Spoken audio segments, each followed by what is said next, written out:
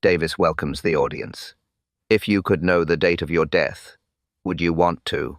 Now, let's begin. Early spring drizzle, fine as mist, soft against the windows of St. Mary Mead.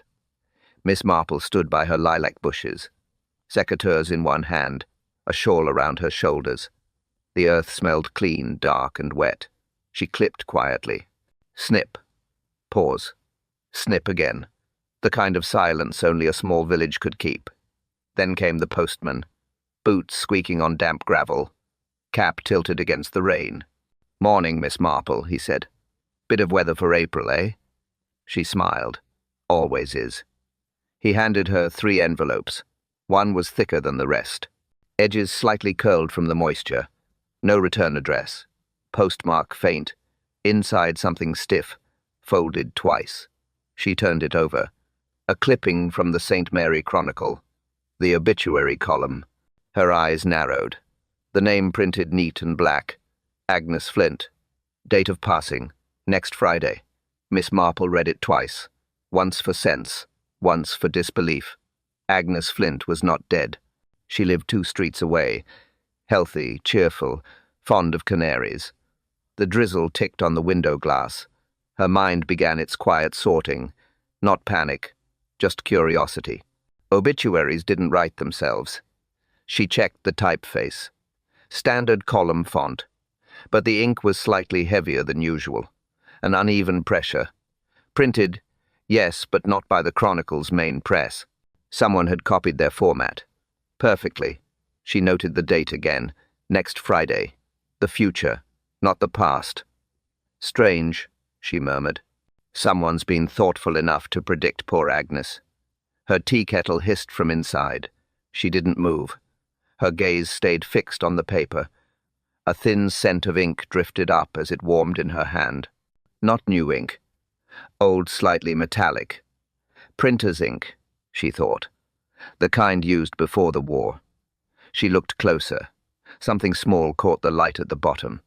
A. Signature. Not of the editor, not of the vicar, but in Agnes Flint's own looping script. Her own name. Signed beneath her own obituary. Miss Marple folded the clipping slowly. Placed it back into the envelope. No stamp beneath the postmark. Delivered by hand, perhaps. Outside, the postman's whistle faded into drizzle. Inside, the kettle whined to a full boil. She turned toward the sound. Set the envelope beside her teacup. No expression, only thought. Somewhere in St. Mary Mead, someone had written a death notice, for a woman still very much alive, with a woman's own signature beneath it. Her voice was almost a whisper, measured, cold. And the signature below it was her own. The rain had stopped, but the air still smelled of damp lilac. Miss Marple poured tea. Steam rose in gentle curls. Her clock ticked with the patience of habit. Then came the familiar knock. 2 sharp raps. Lady Bantry never used the bell. "Jane, you're in, thank heavens." Her coat was half-buttoned. Umbrella dripping by the mat. Her cheeks flushed pink with excitement. "You've heard, of course?" Miss Marple lifted her brows. "About what, Dolly dear?" Lady Bantry set her gloves aside with ceremony. "Agnes Flint. She's telling everyone she's seen her own obituary. In print." Miss Marple poured her a cup. "Milk, as usual." Her tone calm, her hand steady. Dolly leaned forward. "She says it was folded into her newspaper. The Chronicle, obituary section. Printed as neat as you please. Her name, her address, even the date of her death next Friday." Miss Marple stirred her tea. Clink. A soft sound that filled the pause.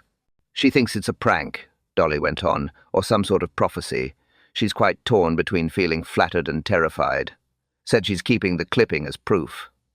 Miss Marple looked down at her saucer. "I wonder who'd play such a joke." "That's the thing," Dolly said, lowering her voice.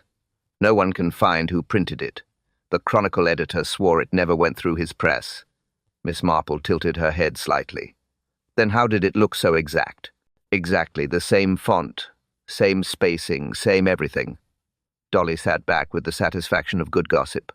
"And get this, Agnes said she never sent anything to the paper. She only opened her Morning Post, and there it was, folded inside her own edition. Marple's gaze drifted toward the lilac outside. A droplet slid down the glass, slow as thought. When did she receive it? Yesterday morning. But Jane... Dolly's tone softened. She swears it's dated wrong. Says it came in the Friday issue. Except yesterday was Thursday. Miss Marple looked up. The smallest crease appeared between her brows. You're certain? Quite. She showed it at the grocer's. The date at the top said Friday, April 12. But that issue hasn't been printed yet. The clock gave a faint metallic click. Tea cooled in their cups. Neither woman spoke for a moment. At last, Miss Marple said, very quietly, "An obituary that appears before the date itself. That's unusual." Lady Bantry nodded. Unusual? It's wicked. She says she's locking her doors till Friday passes. Miss Marple smiled faintly. Locking doors rarely stops what's already been written. Dolly blinked. What do you mean? Marple rose, folded the chronicle she'd kept on her desk. Her voice was calm, measured. The date had not yet come, but the death notice already had. Morning light over St. Mary Mead. Thin, pale, and cool. Miss Marple walked with her umbrella, though the rain had stopped hours ago. Habit more than need. She turned onto Parson Lane. Second house on the left. White gate. Bright curtains. Agnes Flint's cottage. A canary sang from the window. Cheerful. Oblivious. Miss Marple smiled faintly before knocking. "Come in," called a voice. Light. Even playful.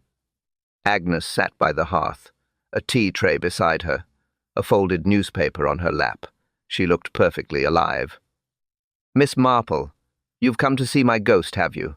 Marple set down her umbrella. "I thought I'd rather see you before Friday," she said softly. Agnes laughed. "Oh, isn't it all ridiculous? You'd think I were cursed by the Chronicle itself." Her voice had that bright tone people use when fear is near, but pride won't admit it. "May I see the notice?" Marple asked. "Of course." Agnes unfolded a clipping with delicate care. The edges were crisp, the print clear. The faint smell of ink rose from the paper. Old-style ink, heavy, oily. Miss Marple leaned close, her eyes pale blue, precise. "The ink hasn't fully dried," she murmured. "I noticed that," Agnes said. "It smudged my fingers." She showed them. Faint grey streaks across her nails. Marple examined the font. The same as the Chronicle, yes, but the margin spacing was slightly off. Too tight. A hand-set page, not a machine run.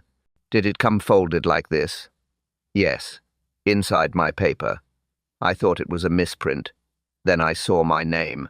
Marple glanced around the tidy sitting room. Every cushion straight, every cup in its place. No sign of distress. That, in itself, was curious. "Did you tell the editor?" "Oh, yes. He came himself, poor man. Said nothing like it ever passed through his press. Even showed me the day's plate layouts." Agnes smiled, amused. "As if I might accuse him of killing me early." Marple's gaze lingered on the clipping. Bottom right corner, one faint nick, as if trimmed by a dull blade. "You didn't notice who delivered your newspaper that morning?" Agnes shook her head. "It's always left on the step. I was making breakfast. When I opened it, there it was." The canary chirped again. Bright sound in a quiet room. Miss Marple folded the clipping once more. "Would you? Mind if I kept this for a day?" "Not at all," said Agnes. "If I'm gone by Friday, you'll have a souvenir." Marple smiled thinly. "I prefer evidence to souvenirs." She slipped the paper into her bag. The smell of ink lingered faintly, like memory refusing to fade. At the door she paused. The morning felt heavier somehow. "Someone made the obituary before the paper existed," she said, and stepped out into the waiting silence. The print shop stood at the far end of High Street. Small windows, blackened bricks. Faint smell of hot metal ink drifting from within. Miss Marple paused by the doorway. The sign above it read Carter and Sons Printing Est. 1892. A bell rang softly as she entered. Inside, the air was warm and metallic. Machines silent now, but the smell lingered: ink, paper, oil, and heat. Behind the counter, a young man looked up. Ink stains covered his sleeves. "Morning, miss. Shop's closed till 2. "I only need a moment," she said. "Miss Marple, from the Vicarage Committee." He wiped his hands on a rag. "Oh, yes, ma'am. Sorry. We've been busy." She smiled faintly. "I imagine so. Death notices must keep a printer occupied." He blinked, uncertain whether to laugh. "Well, they do come in bursts," he said. "Births, deaths, sales, and sermons. That's our rhythm." She nodded. "Tell me, Mr. Tom Carter, miss. Apprentice to my father. Tell me, Mr. Carter, has anything unusual happened in your shop this week?" He hesitated, looked down, wiped his palms again. "Well," he said slowly, "there was something, only I wasn't sure if it mattered." "It always does," she replied gently. He lowered his voice. "One of our typeset plates went missing, the one used for the Chronicle's obituary page." Marple's gaze sharpened. "When?"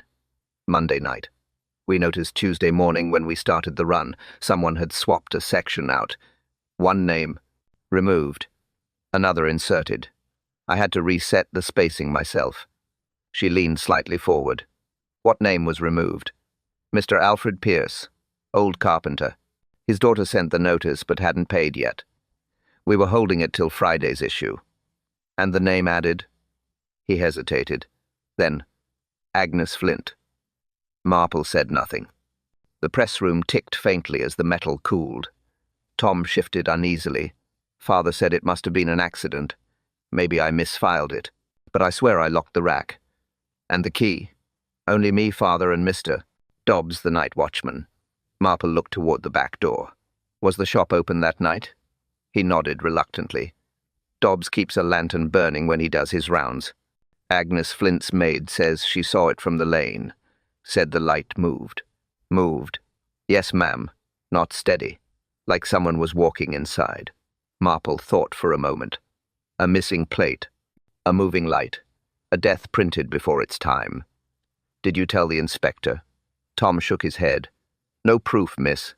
And Father didn't want gossip scaring customers." Miss Marple's tone stayed even. "Then let us not gossip. Let us remember." She closed her notebook softly, her expression unreadable. The scent of hot ink followed her out the door, sharp and metallic. The sound of the bell echoed faintly behind her. She whispered as she stepped into the cool air. Someone rewrote death itself. By afternoon, word had already spread.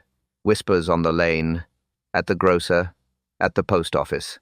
Agnes Flint had fallen ill. Miss Marple walked briskly toward her cottage. The air smelled faintly metallic like rain on iron. It reminded her of ink. Old ink. A constable stood by the gate. "Dr. Haydock's inside, ma'am," he said. "She's awake, but weak." Marple nodded. She stepped through the gate quietly. Inside, the kettle still steamed on the table. The teacups were untouched now, cold and thinly stained. Dr. Haydock looked up from beside the chair. "Ah, Miss Marple. You've heard."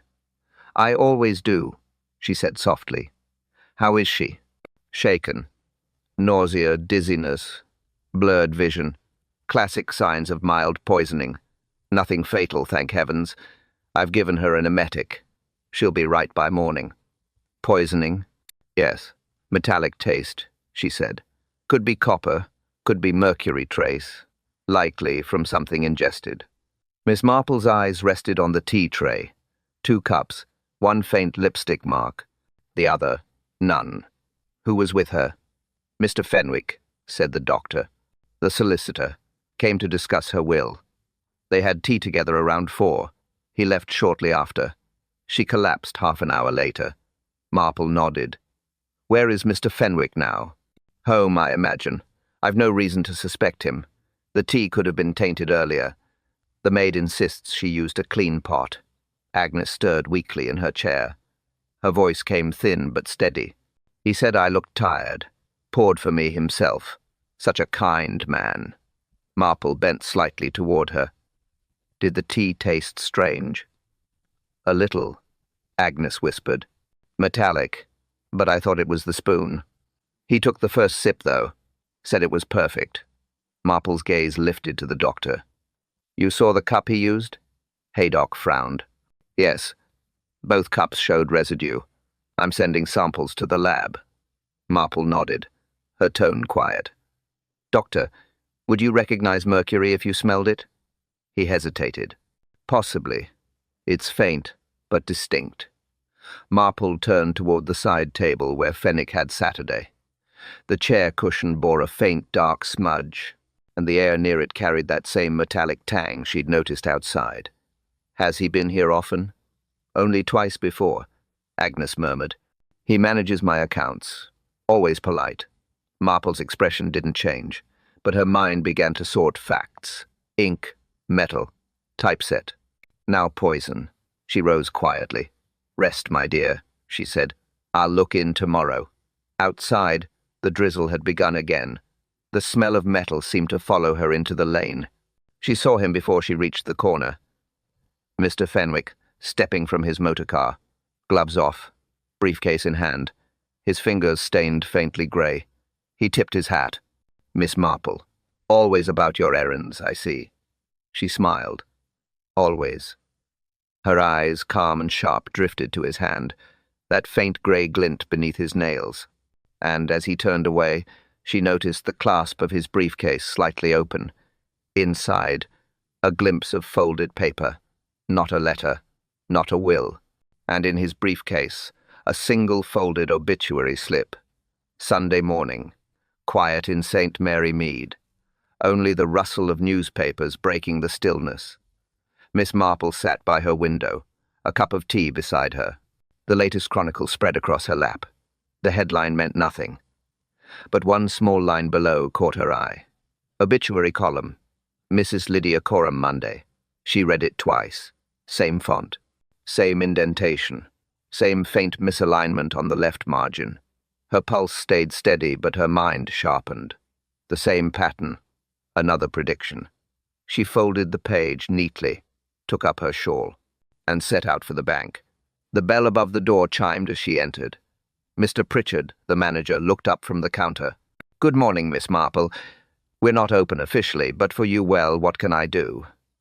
Only a small inquiry, she said. Mrs. Lydia Coram, she works here, doesn't she? He nodded. Our senior clerk, loyal as the vault itself. She handled Miss Agnes Flint's will last week, I believe. He blinked. Yes, that's right. How did you? Marple smiled faintly. One hears things. He leaned closer. Something wrong? She unfolded the paper, set it before him. He adjusted his glasses. Good heavens. Lydia's name. But that's absurd. She was here this morning. Alive, I trust, Marple said dryly. He gave a nervous chuckle. Quite. She studied him for a moment. Would you know who submits the obituaries to the Chronicle from the bank? No one here. We have a messenger for notices and adverts. Why? Because, said Marple, this is the second notice printed ahead of its time. The first was Miss Flint's. This one names her clerk. He frowned. That can't be coincidence. Indeed not. She turned the page slightly. The misaligned margin caught the light, that same uneven spacing between letters, not from the Chronicle's regular press. Hand set again. Pritchard looked uneasy. What does it mean? Marple spoke softly. It means someone has access to both wills and time. She folded the newspaper once more, slipped it into her bag. Outside, the air felt colder. Church bells began to ring in the distance, a sound like counting, each peal marking another hour lost. She walked back slowly toward the lane. Her thoughts lined themselves neatly one after another.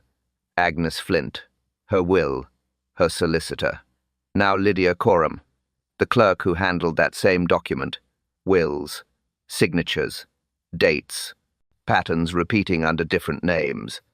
By the time she reached the corner, the bells had stopped. Only her steps remained. 5 days until Monday. 5 days before another name might match another death. She whispered it aloud as if the village itself should hear.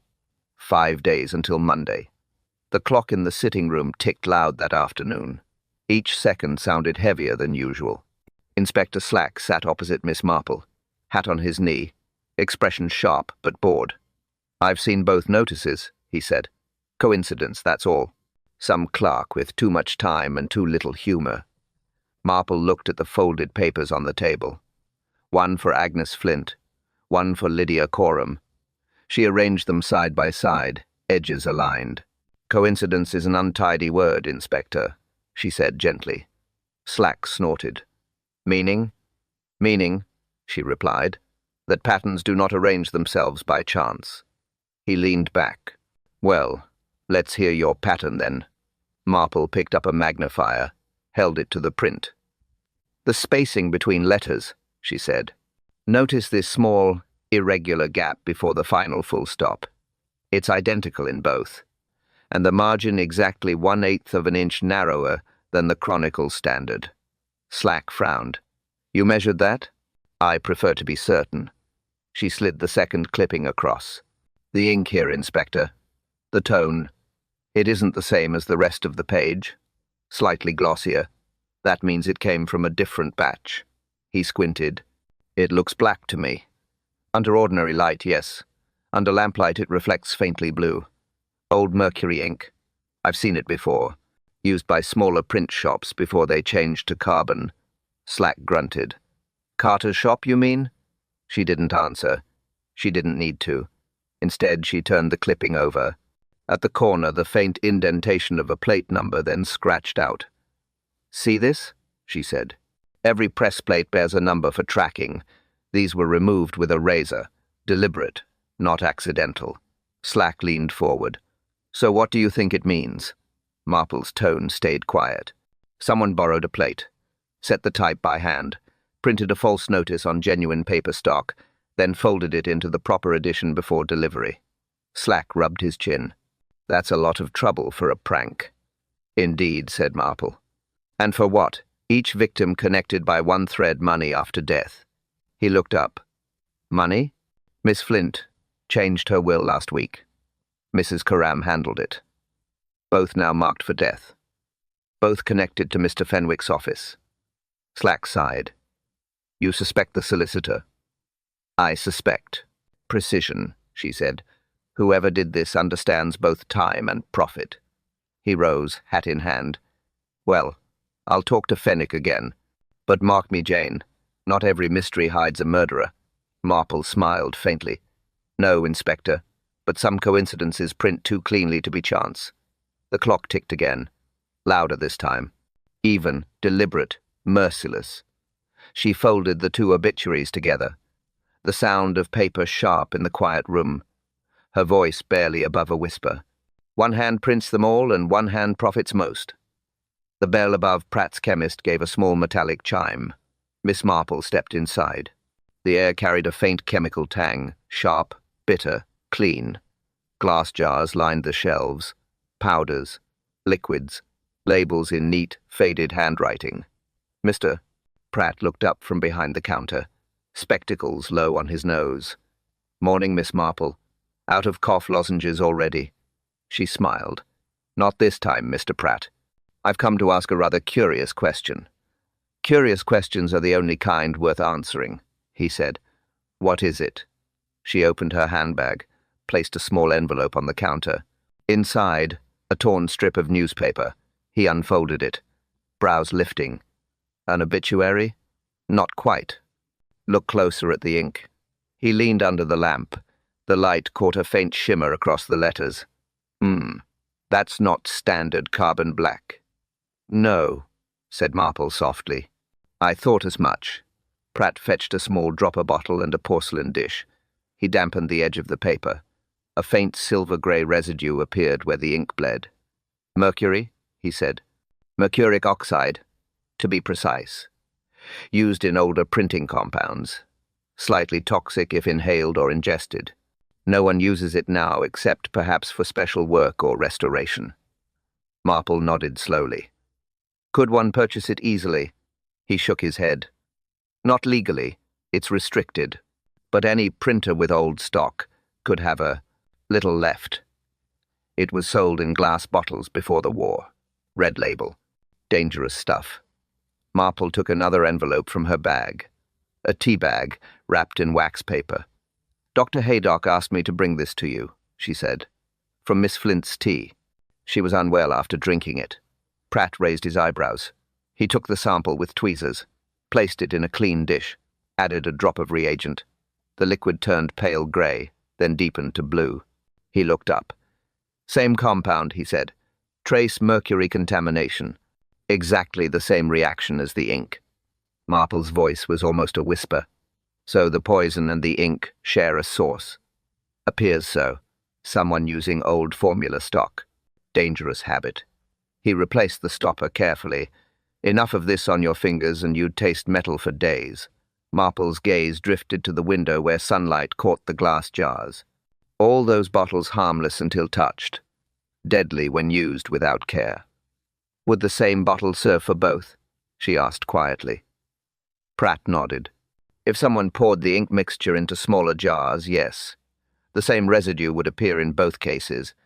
But why would anyone?" He stopped. Miss Marple's expression told him she already knew why. She folded the clipping, returned it to her bag. Her movements slow, exact, deliberate. The faint chemical odor lingered as she turned to leave. Cool air met her at the door. She spoke softly, almost to herself. The poison and the print came from the same bottle. Monday loomed. The village air held that strange stillness before rain. Miss Marple sat at her desk, pen poised over paper. Each stroke deliberate, each pause measured. The sound of the nib scratching the surface filled the quiet room. She was writing her own obituary. Not in jest, not for fancy, but for proof. Jane Marple passed peacefully Tuesday morning. She stopped there, looked at the line again, then underlined the date. Tuesday. Tomorrow. Her hand did not tremble. She folded the sheet, slid it into an envelope marked Chronicle Office. The perfect bait. An hour later, Inspector Slack stood by the hearth, arms folded. His expression was not amused. "You mean to tell me you're putting your own name in the paper? Are you daft, Jane?" "Not daft, Inspector," she said quietly. "Logical." He sighed. "Logical. It's courting trouble." She smiled faintly. "Trouble has already arrived. I'm merely setting tea for it." Slack rubbed his temples. "All right. Walk me through this." Slowly. "Whoever printed the false notices," she began, "did so with knowledge of the victim's wills. They predicted death because they intended it, but they printed early to test the process. And now? Now they will see a new notice. Mine. Same format. Same tone. The temptation will be irresistible. They'll print it, thinking I'm next." He frowned. "And when they do, they'll reveal their hand," she said simply. "And their source of ink." Slack shook his head. "You're playing with fire. Then best to light it where we can watch," she replied. That night, a constable was stationed near Lydia Coram's cottage, hidden behind the hedge. Orders were simple: keep watch, no interference. Lydia had agreed, though pale and shaken. She locked every window, kept the lamp burning till midnight. Miss Marple stayed home, knitting by the window, waiting, counting. The faint scrape of her knitting needles matched the rhythm of the pen earlier. Each click a thought, each stitch a calculation. Inspector Slack came by near 11. He looked tired. "Constables in place. No movement yet." Marple nodded. "It will happen near the press, not the cottage." He blinked. "Why there?" "Because," she said softly, "he can only kill what he can print." She handed him the folded obituary. "Here, deliver this to Carter's apprentice. Tell him it's a last-minute notice for Tuesday. Ask him to leave it on the typeset table." Slack took it reluctantly. "Feels morbid." "It's mathematics," she said. "One entry added to a pattern." He stared at her for a moment. "You really think he'll take the bait?" Marple met his eyes. Calm. "Certain. Every criminal believes himself clever until he repeats his own work," she said. She turned to the window. Rain began to fall. Soft. Relentless. Her voice dropped to a whisper. "If he prints it, he'll reveal himself." Sunday night. Cold wind across the village green. The lamps flickered in the narrow street. Shutters rattled, most windows dark. Only one building glowed faintly at the edge of the square, Carter and Sons Printing. Inside, the machines waited, silent beasts of iron and ink. Their scent filled the room, metal, oil, paper, dust, and something sharper beneath. Miss Marple stood in the shadows near the storeroom, wrapped in a dark shawl, motionless, listening. The old clock struck 11. 1, 2, 3 chimes, then the soft metallic clang that followed. A key turned in the back door. A faint scrape, a slow creak. Lantern light spilled across the press floor. A figure entered, tall, careful, moving like someone who had done this before. The flame danced against the walls, revealing the glint of tools. The press wheels shone dully. The intruder set the lantern down, removed gloves, hands pale, dust on the fingertips silver-grey. The smell thickened mercury ink, old formula, poisoned air. Miss Marple's breath stayed low and even. Her eyes followed each motion. She did not blink. The figure opened a drawer beneath the main press, lifted a small metal plate wrapped in paper, the missing one. He unwrapped it carefully, wiping the edge with his sleeve. Then, a sound faint clang as he fitted it into place. The press responded, with a slow groan.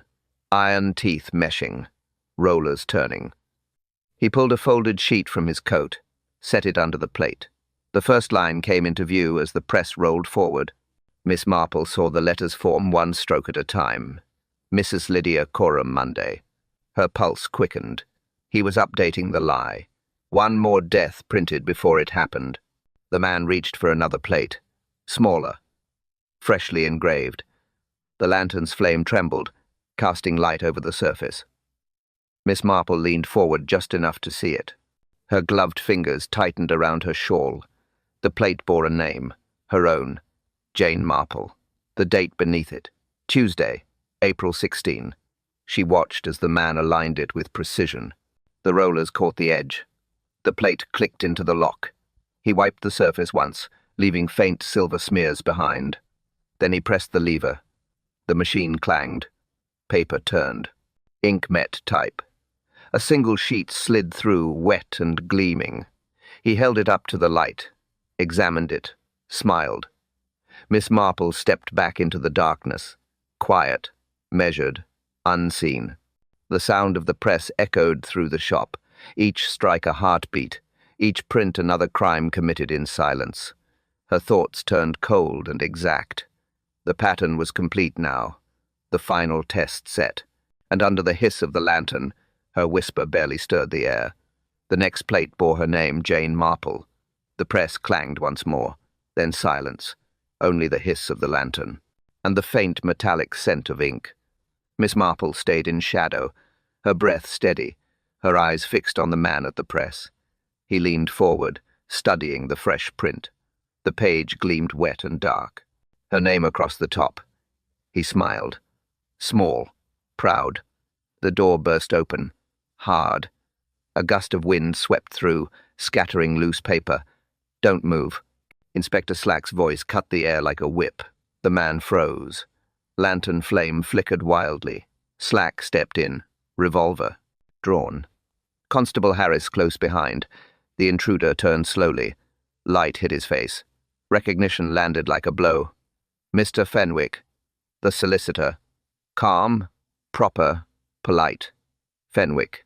His eyes darted from Slack to Marple's shadowed corner. For a moment, no one spoke. Only the press ticked softly as its rollers cooled. Slack advanced. "Hands where I can see them." Fenwick lifted them slowly, mockingly. "They're only ink-stained, Inspector. Nothing criminal in that." "Breaking into a print shop is criminal enough," Slack snapped. Fenwick's voice stayed smooth. "I came to collect documents. Private client business." Miss Marple stepped forward, her tone gentle, precise. "Client business, yes. And what name shall we print tonight, Mr. Fenwick?" He flinched. Just slightly. Enough.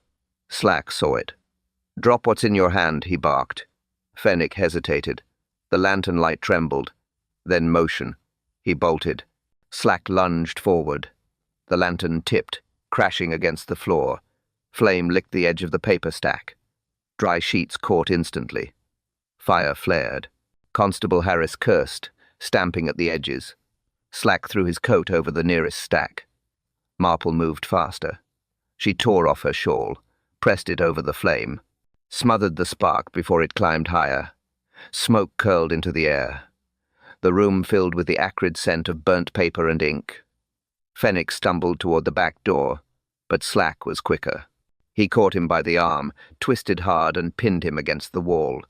"You've printed your last obituary," Slack growled. Fenwick sneered. "You think so?" Slack's grip tightened. Marple's eyes moved past them, toward the printing table. The lantern, half crushed but still glowing faintly, threw light across the floor. Ink spilled in black rivers. One sheet lay half-printed, the letters blurred from the fire's heat. She stepped closer. Another glint beneath the table caught her eye. She bent slightly. The metallic edge of a second plate reflected the lantern light. Unburned, untouched. Her voice, when it came, was low but steady. And beneath the table, another plate, already engraved. The room smelled of smoke and ink, a bitter mix, the kind that clings to air long after a secret is told. Fenwick stood between Slack and the constable, his wrists now cuffed, ink on his fingers, a faint smile still on his lips. Miss Marple moved slowly toward the printing table. Her shawl was scorched at the edge, her hands steady. The press was silent now. Its rollers gleamed with black residue. The lantern flickered on the floor. Beneath the table, something caught the light again.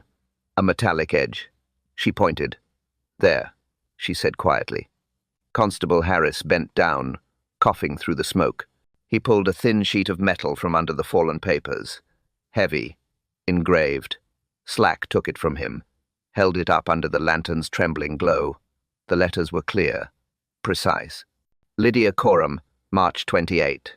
Slack frowned. "She's still alive." "Was," said Fenwick softly.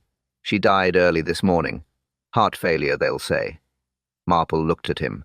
"Another notice prepared before the event," she said. "Exactly the same spacing, the same hand."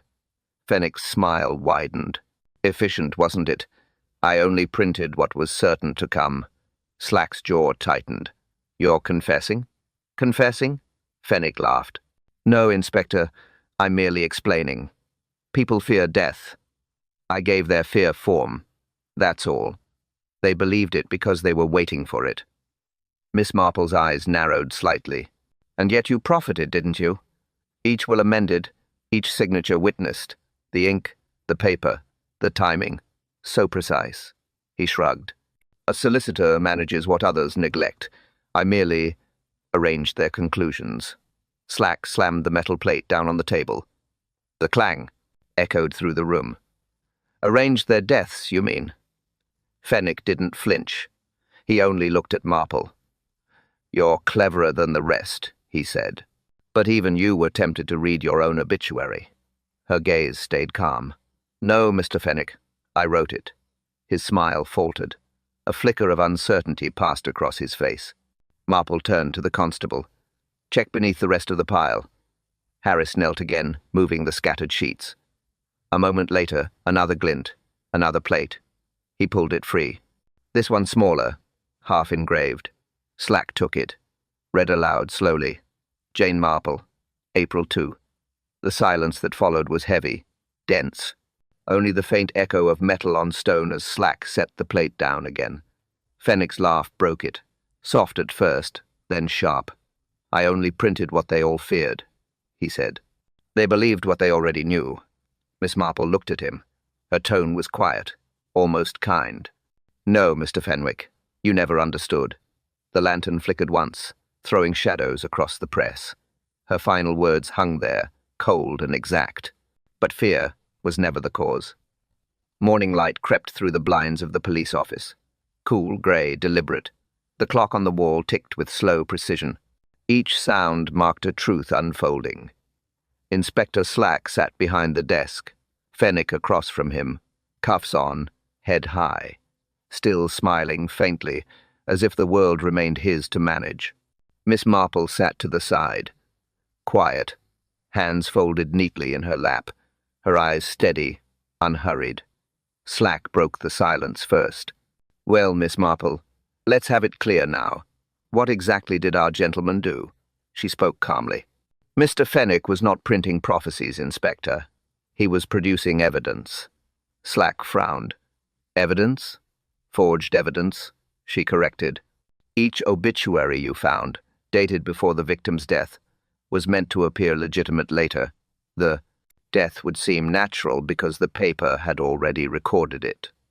Fenwick's smile flickered. Marple continued. "With those clippings, he could finalize probate documents immediately after death. The date, you see, would already match the published notice. No delay, no inquiry, just efficiency." Slack leaned forward. "And the victims? Clients," she said softly. "Mostly elderly, trusting. They signed new wills under his guidance. Small changes each time, small enough not to notice." Slack's face darkened. "He forged them. He prepared them," Marple said, then made certain the signatures were never questioned. Fenwick spoke at last. "You make it sound crude. It was elegant. The system worked perfectly." Marple ignored him. "He printed their obituaries early to establish proof. Once the death occurred, he could produce the clipping and the paperwork together. All legal, all neat." Slack nodded slowly. "The ink on the notice is mercury compound, same as in Miss Flint's tea." "Exactly," said Marple. "He used it for two purposes: to print the notices and to poison the tea. A trace amount, enough to mimic natural illness. Metallic taste, blurred vision symptoms easy to dismiss. He masked the taste further with the same ink residue on the rim of his cup.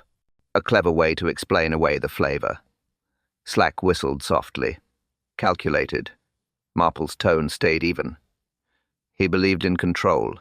That's what this was, control disguised as prophecy." She looked at Fenwick. "You wanted to appear inevitable. The man who saw the end before it came. But prediction, Mr. Fenwick, requires chance. You left none." He met her gaze. "I gave them order. Everyone fears chaos more than death." Marple shook her head. "You gave them your schedule, not theirs." The clock ticked again. Steady. Relentless.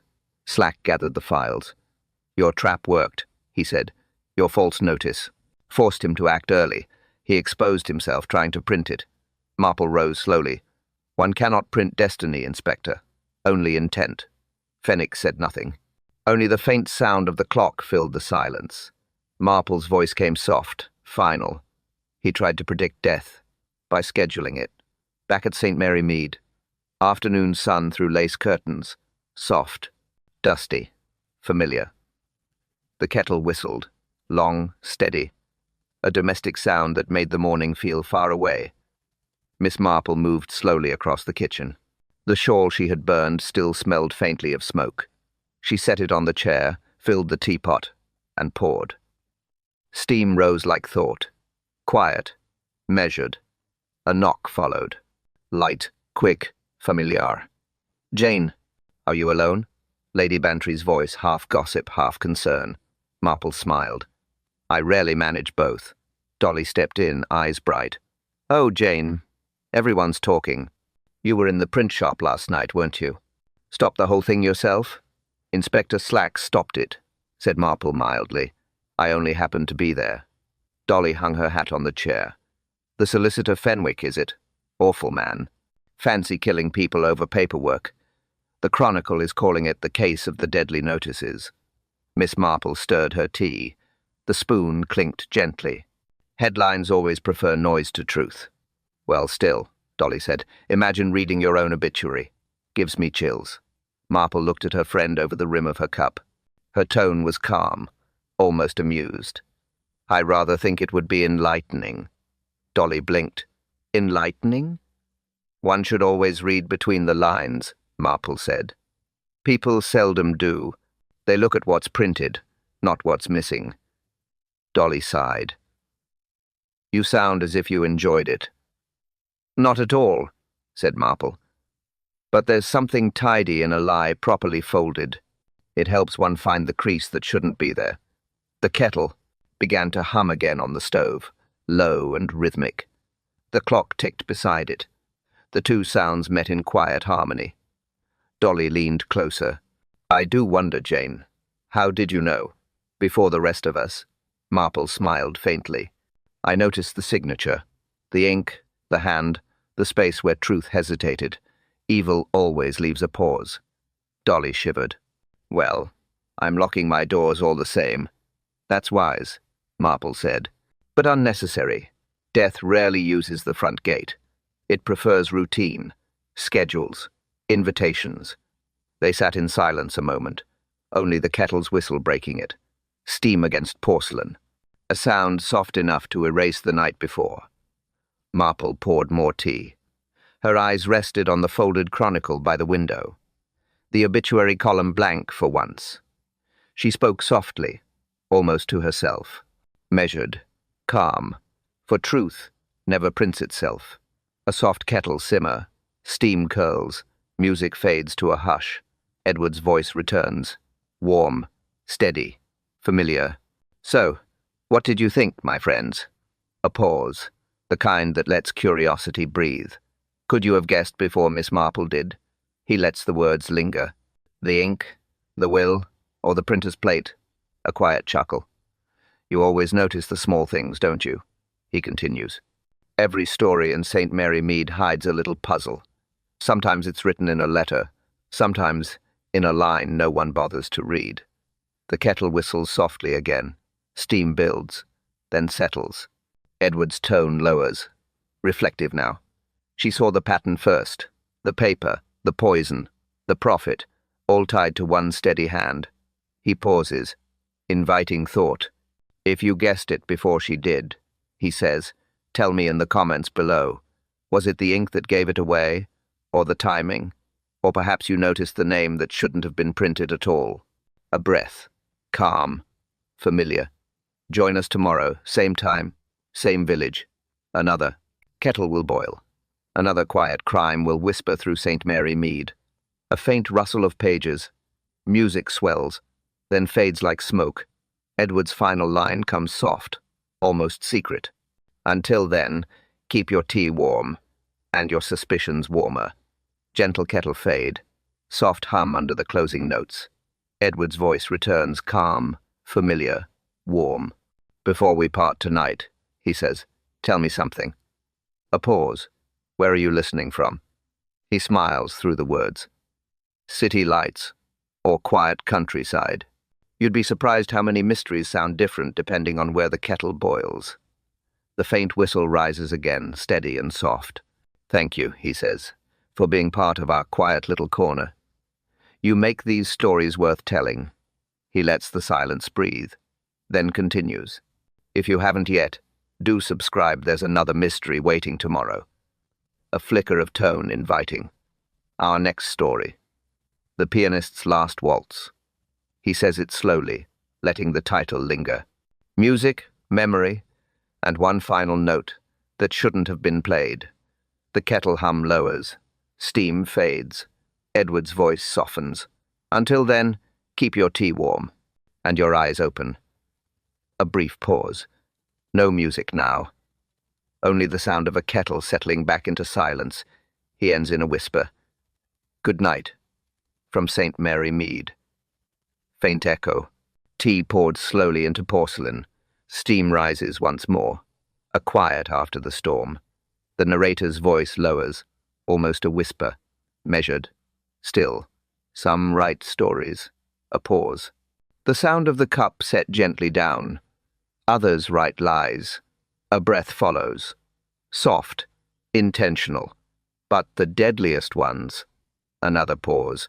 A faint stir of the spoon against the cup. Print both. The words hang there. Heavy. Certain. Pages turn somewhere off. Mic. The kettle cools. A single drop hisses as it meets the metal. Stories. End. The voice continues. Truth doesn't. It waits between the words. Silence. Long enough to make the listener lean closer. Then, one last line. Slow, deliberate. Truth cools slower than tea. The final sound, the soft click of a cup placed on its saucer, then nothing. Faint rustle of paper, a title whispered once more. The girl who wrote her own obituary, a Miss Marple mystery. Silence holds for a beat, a soft chord plays underneath. Edward's voice returns, measured, calm. Tomorrow, in St. Mary Mead. A pause. A bell rings for someone still breathing. The line drifts, quiet as steam. Then the kettle hums again, low, steady, closing the circle. Music fades out. Pages turn. The mystery rests. Until next time, keep your eyes open.